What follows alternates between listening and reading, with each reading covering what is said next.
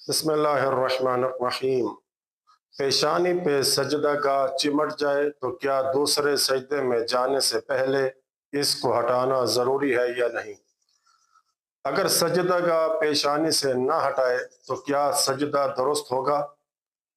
और ये मसला अक्सर मोमिनीन की तरफ से पूछा भी जाता है, क्योंकि बाज़ नमाजियों को देखा भी जाता है कि जब वो पहला सजदा करके पेशानी बुलंद करते हैं तो पेशानी के साथ सजदा गाह भी साथ चिपकी रहती है, और दूसरे सजदे में जब जाते हैं तो वो सजदा गाह भी पेशानी से लगी रहती है, उसको जुदा नहीं करते। क्या ये दुरुस्त है? तो इसके जवाब में आयतुल्लाह सिस्तानी मनाजुस सालिहीन की पहली जिल्द मसला नंबर 554 में लिखते हैं कि व इन लसिका बेजबहतिही शैउम मिनहुमा अज़ालहु लिस्सजदत सानिया इज़ा कान मानिअन अन मुबाशरतिल जबहति लिल मस्जिद। इसकी वजाहत और खुलासा यह है कि अगर पहले सजदे के बाद पेशानी पर मट्टी या कीचड़ या सजदा गाह लग जाए, चिपक जाए, तो दूसरे सजदे के लिए उसे हटाना ज़रूरी है।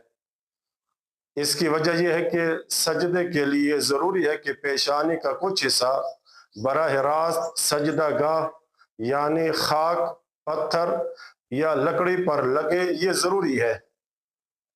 अगर पहले सजदे के बाद आपकी पेशानी पर इतनी मट्टी या कीचड़ लग गई जो एक तह यानी लेयर सी बन गई है, तो दूसरे सजदे में वो मट्टी आपकी पेशानी और सजदा गाह के दरमियान हाइल और रुकावट बन जाएगी। इस सूरत में आपका सजदा मट्टी की उस तह पर होगा, सजदा गाह पर नहीं, जो कि शरई तौर पर दुरुस्त नहीं। मिसाल के तौर पर फर्ज करें आप बारिश के बाद किसी ऐसी जगह नमाज पढ़ रहे हैं जहां जमीन गीली है। पहले सजदे के बाद आपकी पेशानी पर मट्टी का एक लेप या जर्रात लग गए। अगर आप इसी हालत में दूसरा सजदा करेंगे तो आपकी पेशानी की जिल्द जमीन को नहीं छुएगी, बल्कि उस मिट्टी को छुएगी जो आपके माथे पर लगी हुई है। लिहाजा दूसरे सजदे से पहले हाथ से उस मट्टी को साफ करना जरूरी है, ताकि पेशानी दोबारा बराह रास्त जमीन पर लग सके। दूसरी मिसाल इस तरह भी दी जा सकती है कि कभी कभी पसीने या नमी की वजह से खाक शिफा की मट्टी का कुछ हिस्सा टूटकर पेशानी पर चिपक जाता है।